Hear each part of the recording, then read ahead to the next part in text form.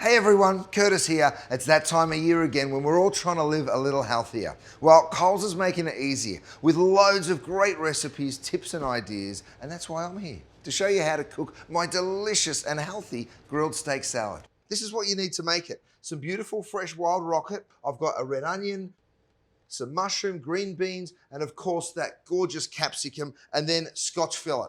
We start off with the veggies. Now preheat yourself one of these grill pans, or better yet, go outside and use the barbie because you get that delicious charred flavor. With all of your veggies, I'm just gonna drizzle it with a little bit of olive oil, just like that.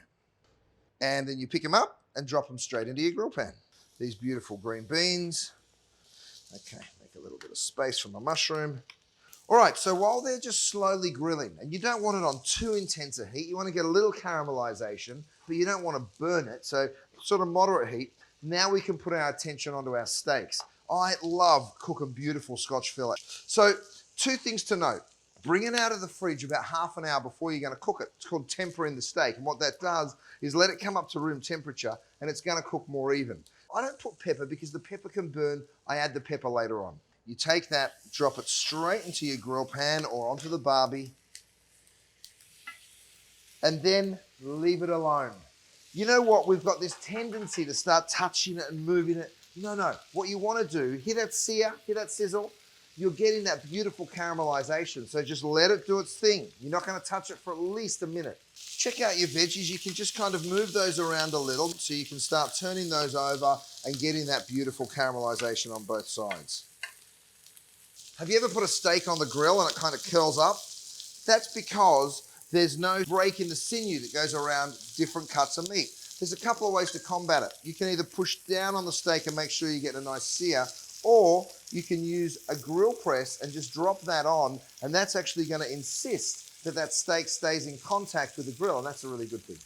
So have a little peek. Make sure we're getting that caramelization. Oh yeah, that's what you're looking for. Now, here's where that grill press or turner is really important. You do want to put a little bit more weight back on that steak. So one thing I do is go like that, and then that's just going to give it a nice sear on the other side.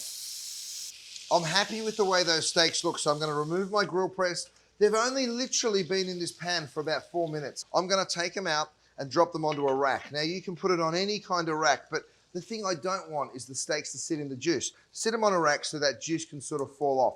While we're waiting for our steaks to rest, a good opportunity to grill our bread. So I've got a couple of slices of sourdough, and I just brush it really lightly with some extra virgin olive oil and stick them into the same pan that you cooked your steaks in. And then that way, any of that residual flavor from the steak, you'll pick up on your bread. All right, so my veggies are ready. I'm just gonna stick them up here on my cutting board. You can go ahead and cut them. Awesome. All right, so that's it, guys. We've rested our steaks. We've cooked those beautiful veggies. It's time to dress our leaves. Now, I've got this gorgeous rocket. I treat it really simply. A little bit of lemon juice and some extra virgin olive oil. And just give that salad a toss. Next thing you do is you grab yourself a nice big platter like this and dress your salad leaves in the center of that platter. And then you can pick up your veggies and just scatter them all over the salad. Time for the most important part of the meal, of course, the steak.